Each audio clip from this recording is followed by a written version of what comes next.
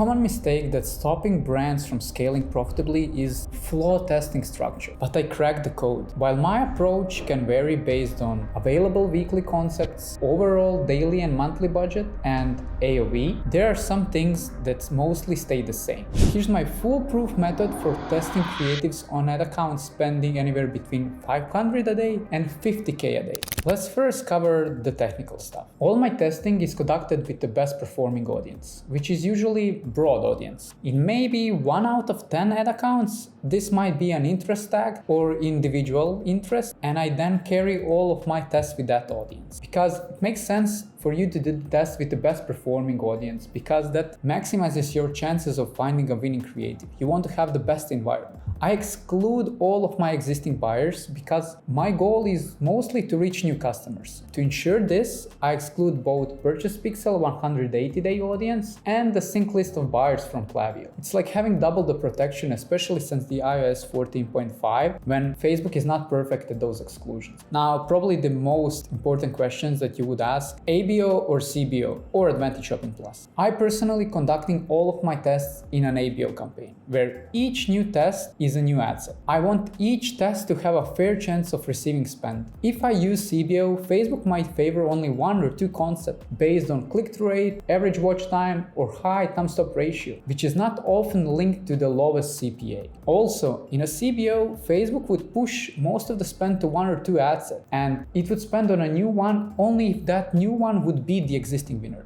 But my goal is not to beat that existing winning ad. My goal is to identify a few additional supporting winners that exceed my target ROAS, not necessarily beating the main winner. That way, I have 1 main winner and 4 or 5 different additional winners. Another reason why I avoid using CBO is that my testing campaign often functions as a scaling campaign, regarding of being labeled as testing. This means I end up scaling each well-performing ad set individually. For example, one ad set can have $100 budget, while other can be on 2K, just because it's performing exceptionally well and I scaled it multiple times. If I were to use CBO and try to scale, I could end up with an unnecessary spend on a test that do not perform well, and I would not have the control over budget. But my goal is to always have my budget directly tied to the performance. That's the way how I'm actually maximizing the efficiency. All of my tests are grouped either per angle, for example, anti-aging or anti-acne, or like crossfeed, per concept like demonstration video, unboxing video,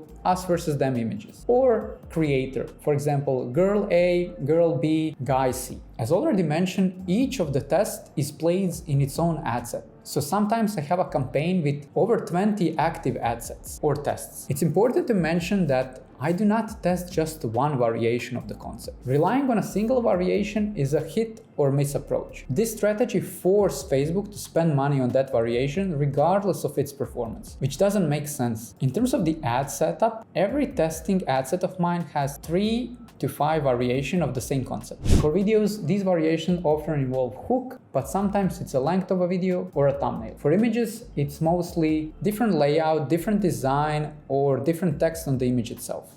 This strategy maximizes my chances of finding a winning creative by allowing Facebook to identify which variation performs the best. And Facebook is generally pretty effective at predicting which ad will succeed and which ad can handle the scale. However, sometimes Facebook allocates spend to the specific variation that does not deliver results, as you can probably experience that before. In those rare cases, I would turn off the main spending ad and allow other to gain some exposure. But if this second ad is not getting traction, I would kill the whole concept, just because there's a very low chance you would get ad that's getting spent on a 3rd place, on a 4th place to turn out to be winner. It might get some sales, but it would never scale. Other important things to mention. So every ad of mine has the same ad copy, headline, landing page, and call to action. So what's the only difference? The creative itself. And why is that? Because testing multiple elements of the ad muddles the water. It's hard to pinpoint what works and what doesn't in that approach. And I prioritize testing the creative, which is actually image or a video first.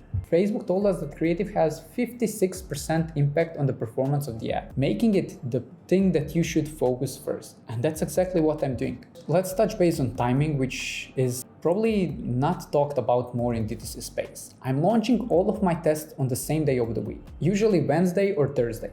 I found that Monday and Tuesday are the worst performing days for most brands, so it makes sense to avoid launching tests then. To maximize success, I let our ads run through the weekend, which is usually the best performing period. Then on Monday, I analyze all of the tests and I determine the next steps. Should I kill the ad? Should I kill the call concept? Should I scale the winners? And also, what is the data telling me and on what concept I should iterate? This way, I have everything structured and there's no assumptions what I need to do on what specific day. I just trust the data. So there's a lot more to uncover beyond this sneak peek. If you want me to dive deep and to devise tests, analyze results, and scale winners, and you want video more about that, drop a comment below to let me know. If you cannot wait and you want me to kickstart a testing strategy in your ad account, just book a call below.